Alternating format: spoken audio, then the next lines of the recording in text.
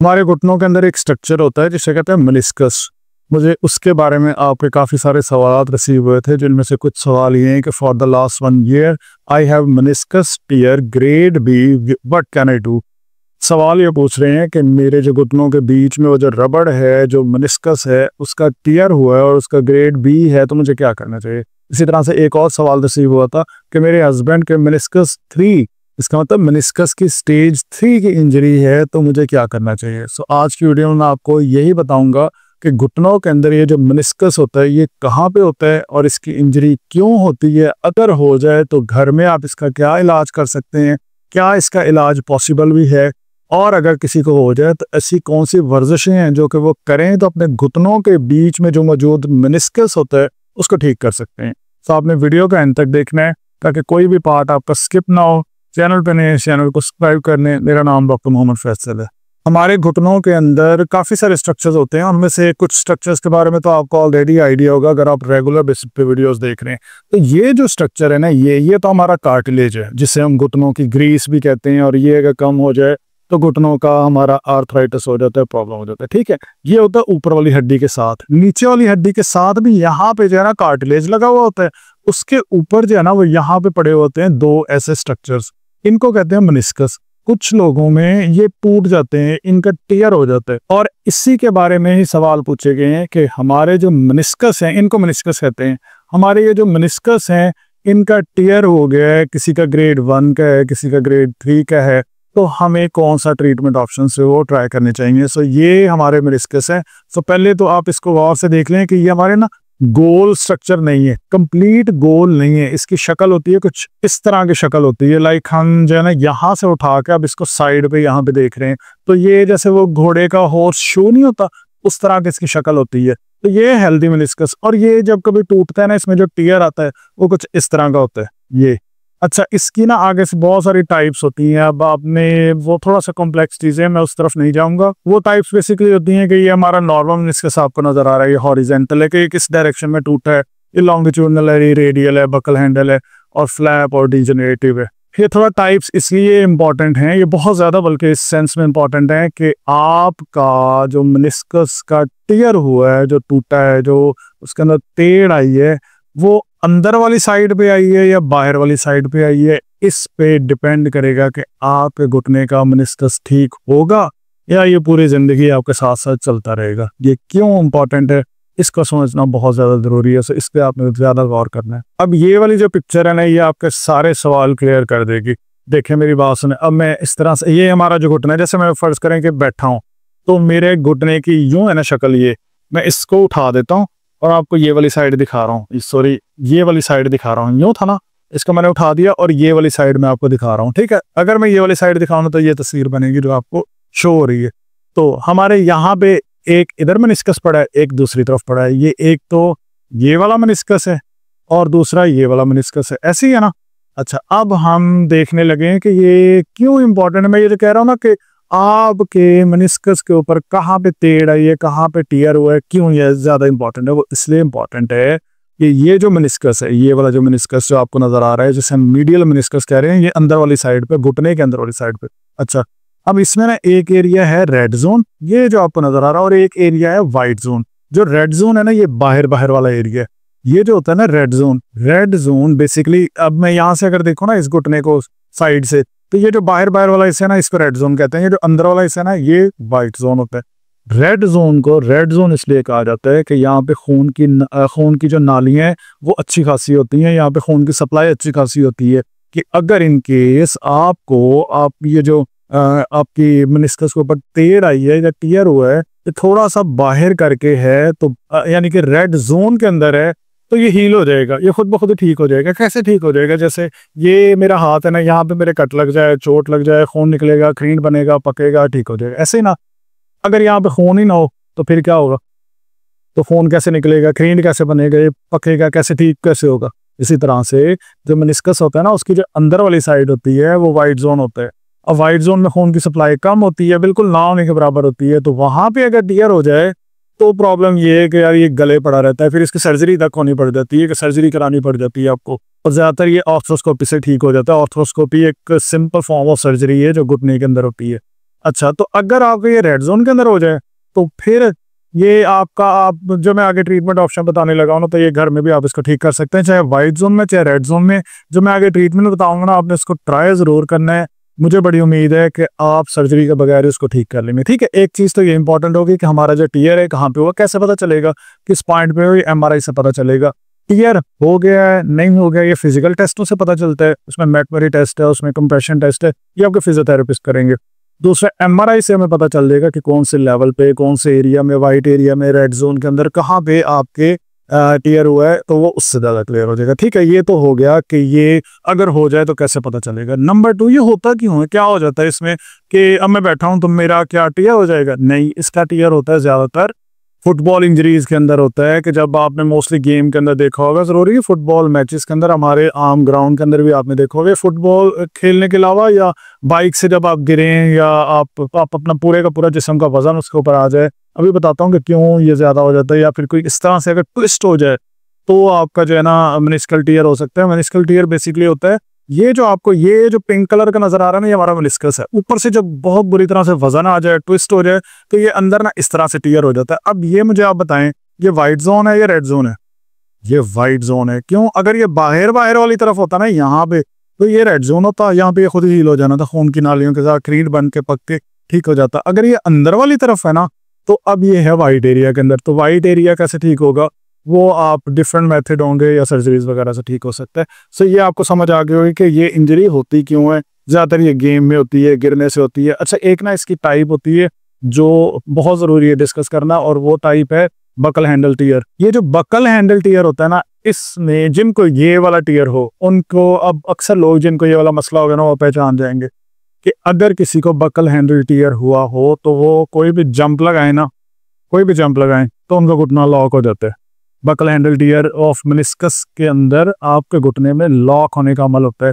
अच्छा, एक सबसे बड़ी बात बताऊं आपको कि आपने किसी दीवार से जंप लगाया और नीचे आके ठक से नीचे गिरे हैं, यूं जब आप यूं आके गिरे हैं ना, जो इस तरह की घुटने की इंजरी होती है ना, इसके अंदर ज्यादातर चांसेस होते हैं कि आपका मेनिस्कस इंजर हो जाएगा। और उसकी वजह ये होती है कि हमारे जो मेनिस्कस होते हैं ना, बेसिकली ये शॉक एब्जॉर्बिंग होते हैं, कि अगर हमने कोई जंप लगाना है, कोई झटका वगैरह लगना है, तो हमारे जो घुटने पे आके झटका लगना है ना, इस झटके को बेयर करना, एब्जॉर्ब करना, ये हमारे मेनिस्कस का काम होता है। इसलिए ज्यादातर ये इंजर हो जाते हैं। ये जो नीचे व्हाइट व्हाइट नजर आ रहा है ना, ये कार्टिलेज है, घुटनों की ग्रीस है, इसके ऊपर ये पड़े हुए होते हैं ताकि कोई किसी किस्म की इंजरी ना हो जाए। ठीक है, चलें, ये तो होगी सारी बात कि ये मेनिस्कस इंजरी क्यों होती है, क्या टाइप्स होती हैं। आपको अब अपनी MRI में आप देख लीजिएगा कि आपकी जो किस पॉइंट के ऊपर है, या मैकमरे और जो कंप्रेशन टेस्ट है वो आपको फिजियोथेरेपिस्ट करेंगे। थोड़ा सा कॉम्प्लेक्स है, अगर मैं याद बताऊंगा ना, अक्सर लोग वीडियोस देख के ना अपने घुटने को उसी तरह से मोड़ लेते हैं और ये ना हो कि वो इंजरी बढ़ जाए।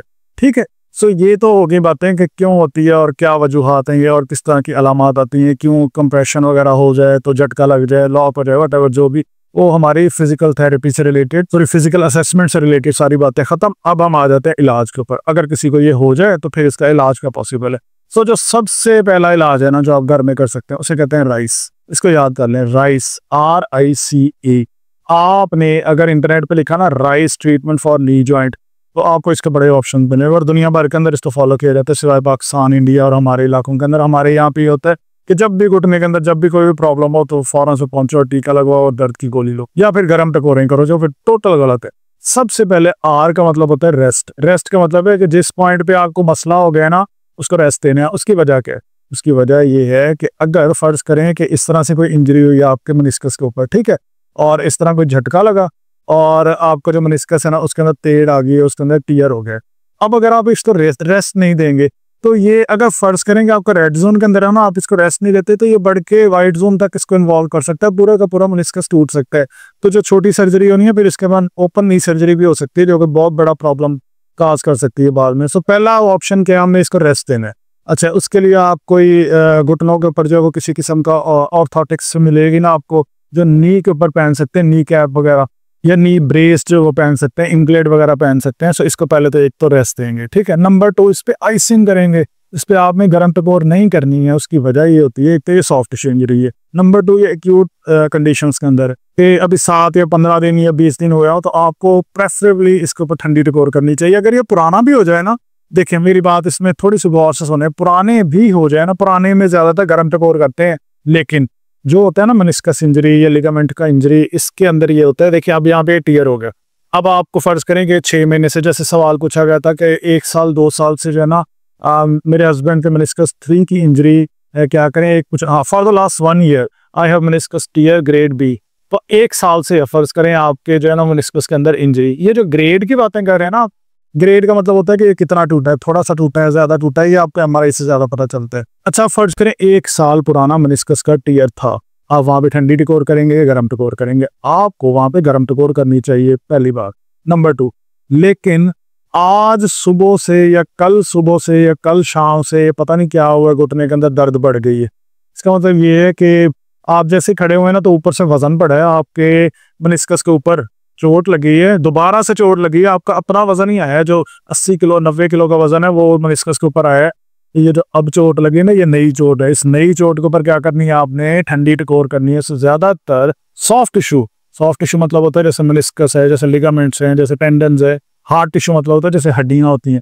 सो जो सॉफ्ट टिश्यू होते हैं इसके अंदर ज्यादातर आइसिंग करनी होती है, क्योंकि ये इसकी रेपिटेटिव इंजरीज होती रहती है, बार बार जो वो इंजर होता रहता है। सो इसमें आइसिंग प्रेफरेबल होती है। सो पहला क्या हो गया? रेस्ट करना है, फिर आइसिंग करनी है। आइसिंग कैसे करेंगे? आइसिंग में ये नहीं है बर्फ तोड़ के उसके ऊपर रख देनी है घुटने के ऊपर। उसका तरीका ये होगा कि आप मार्केट से ना कुछ इस तरह के आइस पैक ले लेंगे। ये इस तरह का ले लेना है जो जिसके ऊपर रेक्सिन वाला कपड़ा हो, थोड़ा सा अच्छी क्वालिटी का कपड़ा होना चाहिए। शॉपर वगैरह वाले जो ना वो अवॉइड करने हैं। तो दूसरा, ये बोतलें और ये जो कूलर के अंदर रखते हैं ना, ये नहीं लेनी है। इस तरह का सिंपल सा हॉट पैक ले लें और इसे फ्रिज में रखें और 2 से 3 घंटे बाद निकालें और अपने घुटने के ऊपर लपेट दें। आइसिंग करें 15-15 मिनट के लिए, 12-12 मिनट के लिए। एक मैकेनिज्म होता है और उससे कहते हैं लिविस हंटिंग रिएक्शन। मैं आपको दिखाता हूँ लिविस हंटिंग रिएक्शन। ये जो रिएक्शन होता है ना, ये बेसिकली होता है हमारे जब हम आइसिंग करते हैं ना, उसके बाद हमारे घुटने के अंदर या हमारे जो सॉफ्ट टिश्यू होते हैं उसके अंदर हीलिंग को प्रमोट करते हैं। जैसे आप आइस पैक लगाते हैं तो फौरन से वेसोकंस्ट्रिक्शन होती है, सारी ब्लड वेसल्स इकट्ठी हो जाती हैं। थोड़ी सी देर के बाद, 4 या 5 मिनट के बाद, फिर आपका हंटिंग रिएक्शन होता है जिसे हम वेसोडाइलेशन कहते हैं। उसमें आपके खून की रगें खुलती हैं और उस जगह के ऊपर भी खून आ जाता है जहां पे मैं कह रहा हूँ वाइट जोन होता है, यहाँ पे खून की नालियां नहीं होती। थोड़ी सी उम्मीद पैदा होती है कि यहाँ पे खून का रश आउट होगा। जब वेसोकंस्ट्रिक्शन इतनी सारी होगी ना, खून की रगें दबेंगी और यकदम से खुलेंगी, तो उससे आपका जो वाइट एरिया है वहां पे भी खून की सर्कुलेशन होने के चांसेस होते हैं। तो हीलिंग प्रमोशन काफी ज्यादा इंपॉर्टेंट है, इसके अंदर हो जाती है, पॉसिबल हो जाती है। ठीक है, जब आप गर्म टकोर लगाते हैं ना, तो ये उल्टा सोजिश करके और ज्यादा उल्टा काम खराब कर देती है। तो आपने रेस्ट करना है, आइसिंग करनी है, गर्म टकोर नहीं करनी।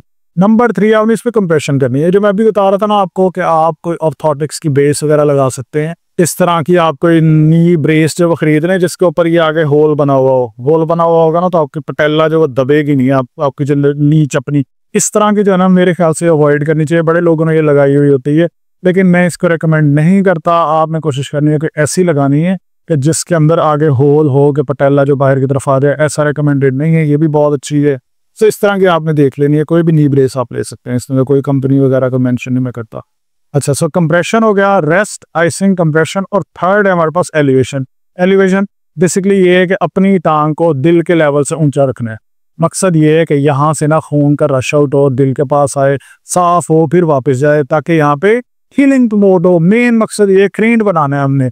हमारे जो मेनिस्कस है, मेनिस्कस जहाँ पे टीयर हो वहाँ पे खून पहुंचाना है। खून पहुंचा लिया ना आपने, तो वहाँ पे हीलिंग का प्रोसेस स्टार्ट हो जाएगा। और अगर रेस्ट नहीं देंगे तो वो जो थोड़ा सा क्रीड बनना है, जैसे मूवमेंट करेंगे वो क्रीड उखड़ जाएगा, काम खराब हो जाएगा। ये आपने नहीं करना। ठीक है, सो रेस्ट, आइसिंग, कंप्रेशन और एलिवेशन। एलिवेशन करने के बहुत सारे तरीके हैं घर के अंदर। आप ऐसे भी एलिवेशन कर सकते हैं, कोई जिम बॉल ले लें या कोई घर के अंदर जो ब्लैंकेट, रजाइयाँ या पिलो वगैरह रख के तो भी एलिवेशन कर सकते हैं। मकसद ये कि घुटने को हमारे दिल के लेवल से ऊंचा रखना है। ठीक है, ये आप इस तरह से भी लेट सकते हैं। सिंपल सिंपल तरीके है। देखिए तकिए वगैरह रखे हुए हैं, मैं वैसे रिकमेंड आपको यही करूंगा कि इस तरह से रखें कि अपने हिप जॉइंट तक आप सपोर्ट दें। ये ना हो कि डायरेक्टली पाँव के नीचे रखा हो, वरना कमर में दर्द शुरू हो जाएगी। सो पहला तो स्टेप हो गया एलिवेशन। अब आ जाते हैं हम कि हमें अगर घुटनों में मेनिस्कस का इश्यू है, राइज तो हम करेंगे, इसके बाद हम कौन सी वर्जिशें कर सकते हैं। सो सबसे पहली वर्जिश होगी जो कि आप करेंगे जब आप एलिवेशन के अंदर ही रख के बैठे हैं ना अपनी टांगों को, तो अपने पाँव को ऊपर नीचे मूव करना है। इसको कहते हैं एंकल पंपिंग। अच्छा, ज्यादा हमने ना घुटनों में मसले वाला कुछ भी करना नहीं है, जोर वाला कुछ भी नहीं करना है। ये ना हो कि वो जो थोड़ा सा टीयर हुआ है वो हमारा बढ़ जाए। ठीक है, पाँव को ऊपर नीचे मूव करें, इसे कहते हैं हम एंकल पंपिंग एक्सरसाइजेस। और ये आपके मेनिस्कस के लिए बहुत अच्छी है। ऊपर लेके जाएं पाँव को, 10 सेकंड होल्ड करें, नीचे लेके आएं, 5 सेकंड का वक्फा दें, हर 2 से 3 घंटे के बाद ये एक्सरसाइज करें। और वो जो मैं आइसिंग वगैरह कह रहा था ना, वो भी आपने हर 2 से 3 घंटे बाद 10 से 12 मिनट के लिए लाजमी करनी है, ठीक है। इसके बाद आपने एक बॉल ले लेनी है जो कि घुटनों के बीच में रखें और इसको अंदर की तरफ दबाएं, 10 सेकंड के होल्ड करें, क्योंकि मेनिस्कस की इंजरी ना ज़्यादातर या अंदर वाली साइड पे होती है या बाहर वाली साइड पे होती है। उसकी वजह क्या है, 2 मेनिस्कस पड़े ना, एक बाहर वाली तरफ होता है, एक अंदर वाली तरफ होता है। अंदर वाली तरफ वाला इंजर हो जाए तो ज़्यादातर हमें इंटरनली पेन होती है नी जॉइंट के अंदर वाली तरफ। तो आपने ये एक्सरसाइज करनी है, बॉल ले लें, उसको अंदर की तरफ दबाएं, बॉल सॉफ्ट होनी चाहिए, सख्त नहीं होनी चाहिए, मेनिस्कस पे किसी भी किस्म का प्रेशर नहीं जाना चाहिए, ठीक है। 10 सेकंड का होल्ड लाजमी है, फिर उसके बाद छोड़ें, 5 सेकंड रेस्ट करें, फिर दोबारा करें। 10 से 20 दफ़ा आपने ये करना है हर 2 से 3 घंटे के बाद, ठीक है। इसके बाद आपने यही बॉल अपने घुटने के नीचे रखनी है और नीचे की तरफ दबाना है। हम ज़्यादा से ज़्यादा वो वर्जिशें करेंगे जिसमें घुटने के ऊपर ज़्यादा मूवमेंट्स ना हो, कोई भी इंजरी नहीं होने देनी है। सो बॉल को नीचे रखें, 10 सेकंड के लिए दबाएं और उसके बाद होल्ड करें, फिर उसके बाद छोड़ दें और रेस्ट करें 5 सेकंड का। फिर 10 से 15 दफ़ा ये वाली एक्सरसाइज भी रिपीट करें हर 2 से 3 घंटे के बाद। इसके बाद आपने अपनी टांग को सीधा ऊपर उठाना है। घुटने पे हम कोई मूवमेंट नहीं कर रहे हैं, कूल्हे के ऊपर कर रहे हैं, सीधा ऊपर उठाएं। और अगर आपके साथ कोई हो तो वो आपको सपोर्ट भी कर सकता है, ज़रूरी नहीं है कि आप खुद उठाएं, लेकिन अगर आप कंफर्टेबल हैं, घुटने में पे दर्द नहीं हो रहा, तो ये एक्सरसाइज लाजमी करें। इससे ये होगा कि आपके हिप जॉइंट के पास, क्वाड्रिसेप के पास वो पट्टे जो कि घुटनों से ऊपर लगे होते हैं, जिन्होंने आपके घुटने के ऊपर मूवमेंट करानी होती है, उनके ऊपर अच्छी खासी ब्लड की सर्कुलेशन होगी। मेन पर्पज़ हमारा यहाँ पे ब्लड सर्कुलेशन और पट्टों को इंप्रूव करना है। सो ये हमारी हो गई थर्ड एक्सरसाइज, जिसमें हम अपनी हिप के ऊपर फ्लेक्शन करेंगे। मेन मकसद हमारा, हमने क्वाड्रिसेप को एक्टिवेट करना है। अभी तक मैंने जो आपको जितनी भी वर्जिशें बताई हैं, ये सारी की सारी आप पहले दिन से कर सकते हैं। अगर आपको मेनिस्कस का प्रॉब्लम है ना, आप राइस भी करें, आप वो सारी वर्जिशें भी करें जो मैं आपको बता चुका हूँ। अब जो मैं वर्जिश बताने लगा हूँ ना, इस वर्जिश को ना आपने तकरीबन 4, 5, 6 दिनों के बाद करना है। जब आपको लगे कि मेरे घुटने में दर्द कम होना शुरू हो गई है, थोड़ा सा मुझे लग रहा है कि कहीं ना मेरा मेनिस्कस का खरींड पकना शुरू हो गया है, तो हमने अब आहिस्ता आहिस्ता अपनी मोबिलिटी की तरफ आना है। पहले हम जो वर्जिशें कर रहे थे, अपने घुटने को बड़ा संभाल के चल रहे थे कि घुटने को हमने ज़्यादा मूव नहीं करना। हम अपने हिप जॉइंट को मूव कर रहे थे, अपने टखनों को मूव कर रहे थे और पुले को मूव कर रहे थे। अब हम अपने ना नी जॉइंट को मूव करेंगे। नी जॉइंट को इस तरह से मूव करना है कि उसमें अपने हाथों की और अपने पाँव की या टखने की हमने सपोर्ट लेनी है।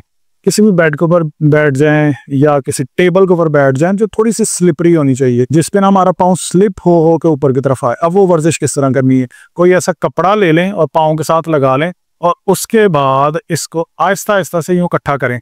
इसमें ना हमें घुटने का जोर नहीं लगने देना, ना घुटने के पट्टों का जोर लगने देना, अपने हाथों की सपोर्ट के साथ। अच्छा, अब मैंने ना अपने एड़ी के नीचे यहाँ पे टॉवल रखा हुआ है ताकि यहाँ पे ना फ्रिक्शन मुझे कम से कम हो और मैं अच्छे से इसको फोल्ड कर सकूं। तो इस तरह से आपने अपने हाथ के अंदर इस तरह कोई कपड़ा पकड़ लेना है और अपनी तरफ जब खींचेंगे ना आप, तो आपके हाथों के जोर के साथ और आहिस्ता आहिस्ता आपका घुटना फोल्ड होना शुरू हो जाएगा। अच्छा, वो इस रेंज तक लेके जाना है कि आपको घुटने में दर्द ना हो। आहिस्ता आहिस्ता इसकी प्रैक्टिस करनी है। हम स्लो अपने घुटने के अंदर मूवमेंट ले आएंगे। जब आप घुटने में मूवमेंट ले आएंगे ना, फिर आपके घुटने के अंदर खून का गर्दिश शुरू हो जाएगी, खून की रवानी स्टार्ट हो जाएगी, खरींड बनने का अमल और ज्यादा तेज हो जाएगा। फिर जब ये हो जाएगा ना, तो आपने किसी भी बेल्ट के बगैर कहीं भी किसी कुर्सी के ऊपर बैठ के ना आपने ये मार्चिंग वाली एक्सरसाइज करनी है। अब ये सब कुछ हम कर रहे हैं तकरीबन 4-5 दिन गुजरने के बाद। पहले दिन ही जब मेनिस्कस की इंजरी हुई ना, फौरन से ये नहीं कर लेना, आहिस्ता आहिस्ता ग्रेजुअली करें ताकि हमारा वो बढ़े ना काम। अब हम हिप की मदद ले रहे हैं, कूल्हे की मदद ले रहे हैं, लेकिन इसमें ना हम अपने हाथों की जो सपोर्ट दे रहे थे वो खत्म करके उल्टा जो ग्रेविटी का जोर है, जो जमीन की कशिश से शकल का जोर है, वो भी लगवा रहे हैं और हमारे घुटने के अंदर हम फ्लेक्शन और एक्सटेंशन हल्की हल्की कर रहे हैं। हल्की हल्की मूवमेंट से करते करते और फिर उसके बाद आपने ग्रेजुअली इंक्रीज करते जाना है और आप ये वर्जिशें फिर आहिस्ता आहिस्ता ऐड करेंगे। तकरीबन 10 दिनों बाद, 20 दिनों के बाद आपने इस तरह थेराबैंड लगा लेना है और फिर बाहर की तरफ ओपन करने की कोशिश करनी है। स्लो करेंगे ना आप, तो आपके जो मेनिस्कस की जो इंजरी हुई है, जो टीयर हुआ है, ये बढ़ेगा। अक्सर लोग अगर वर्जिश और अपनी रिहेबिलिटेशन गलत तरीके से करते हैं तो उनका ये काम खराब हो जाता है। सो अगर ये इस तरह से मैनेज ना हुआ, फिर डिफरेंट ऑप्शंस होते हैं जिन्हें हम नी आर्थ्रोस्कोपी या फिर डिफरेंट सर्जरी के ऑप्शंस होते हैं। फिर वो सर्जरी करा के उसके बाद भी आपकी फिजिकल थेरेपी होनी होती है। सो आप लोगों को अगर वीडियो अच्छी लगी हो, नीचे कमेंट्स में बताइएगा। और अगर आप मुल्तान से तो मेरे क्लिनिक पे विजिट कर सकते हैं। मुल्तान के अलावा अगर किसी शहर से हैं तो फिर आप व्हाट्सएप पे मुझसे रब्ता करके आप कंसल्टेशन कर सकते हैं। आप अपनी सारी रिपोर्ट्स और सारी डिटेल्स में से शेयर कर लेंगे, मैं उसके अकॉर्डिंग आपको गाइड कर दूंगा। अगर आपकी सर्जरी हो चुकी है मेनिस्कस की और उसके बाद समझ नहीं आ रहा है कौन सी वर्जिशें करनी चाहिए, तो आप नीचे कमेंट्स में मुझे लाजमी बताइएगा। तो अगर मुझे आपके ज़्यादा से ज़्यादा कमेंट्स रिसीव हुए तो मैं इस पे वीडियो बनाऊंगा कि अगर आप इसकी सर्जरी करा लेते हैं तो उसके बाद आप इसकी रिहेबिलिटेशन घर में किस तरह से करें। Thank you so much for watching this video. Please subscribe this YouTube channel.